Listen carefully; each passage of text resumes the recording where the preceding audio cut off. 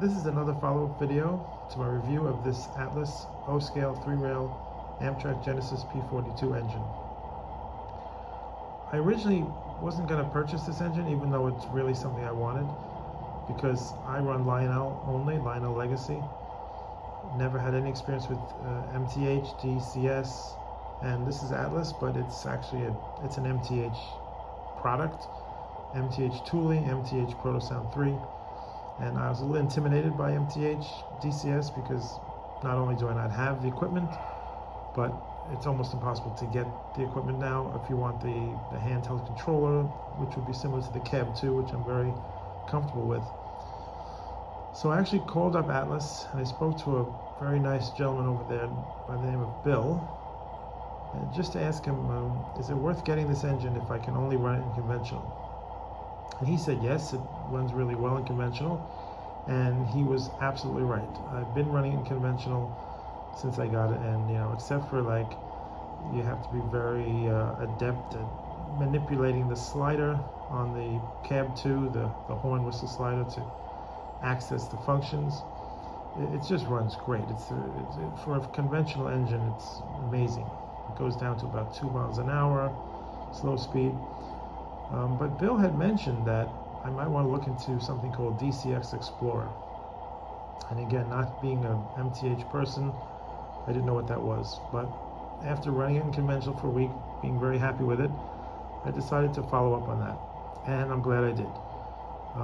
DCS Explorer is an amazing product. It basically lets you get into the world of MTH DCS at this point at 1/10 the cost, I guess, if you wanted to purchase the old equipment. It's a scaled down version. It doesn't have all the features, but it lets you get the main things that you would want on a controller. Of course, you have to use the app, and it's on your phone, or in my case, I use my iPad, so I can still film videos with my phone. But I'm going to show you the process, and it was very simple, and it works great. Okay, so this is the box that comes in. I picked it up at Train World in New York here. Best price I found anywhere, and easy because I live near their store. Picked it up, and then I quickly realized I need a power supply.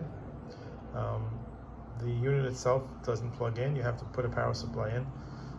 And I'm running my Lionel Legacy with a 180 watt powerhouse brick, which is probably too much power. This thing has a 5 amp fuse. So it's possible if you're running it with a 180 watt brick and you have a derailment or something that draws a lot of current, you could blow the fuse. So I decided against that, and I took a look around to see what was available with a barrel plug. And so I was fortunate enough to find an MTH Z500, which is a perfect power supply for a small layout like mine with a barrel plug. They're not made anymore, but I was fortunate enough to find it online at a place called Mario's Trains, and very pleased with them. Fast shipping, it took 2 days to get here, free shipping, and a very decent price, $50 for something that's not even available anymore, and it's exactly what I needed. So again, kudos to Mario's Trains. Now here's the best part. It's very simple.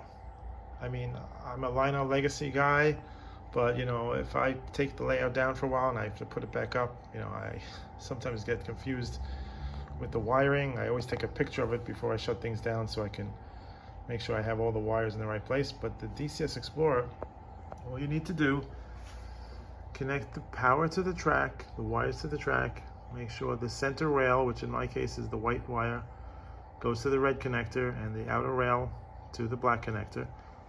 Then you plug in your power supply. Again, shouldn't be more than 6 amps, just in case of a derailment.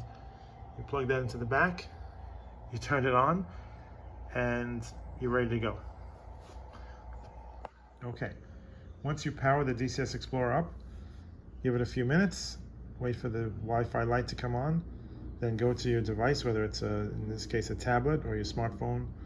Go to Wi-Fi, look for a network that says MTH DCS. It's a temporary network that's created every time you turn the unit on. Join that network, and then go to your app store and download, I think the best way to find it is MTH Wi-Fi. and you'll find the app, which is the Wi-Fi DCS app.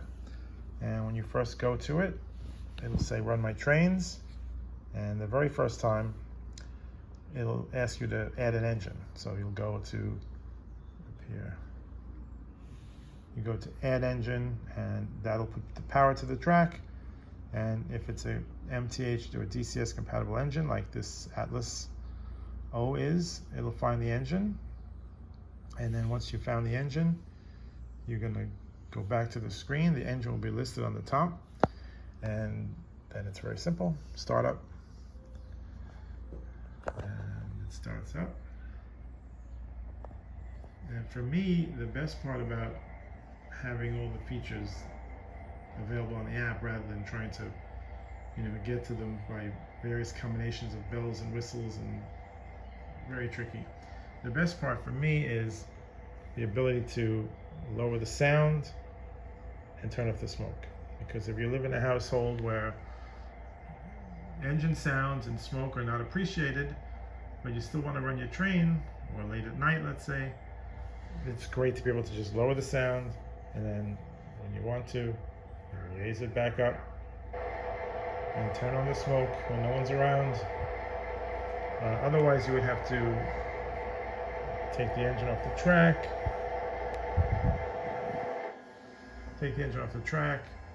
and fiddle with those little screws in the bottom. So this is the best part for me. There's a lot of other cool features. You can access the passenger freight announcements.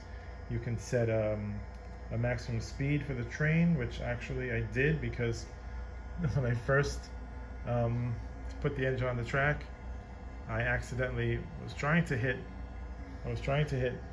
plus for speed, and I hit 120, and the engine took off and was halfway or more to 120.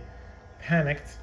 I didn't realize that this emergency stop button isn't there. You have to ask the system settings to put it there, and so I just ran and shut the power off, but it came close to derailing. So now I set a maximum speed of 75, so I can't accidentally send the engine flying off the track. But the speed is also great, like the speedometer feature. You just click it. You can also just touch the speed, but it's really it's quite accurate, because I've devised a method to test Lionel legacy engine speed on my track. Did some calculations. I'm going to share that in a future video, because with Lionel you don't have that. You just there are some charts. I think Henning's had a chart that was pretty good, and each engine is a little different. So I tested the speed that the app is showing with my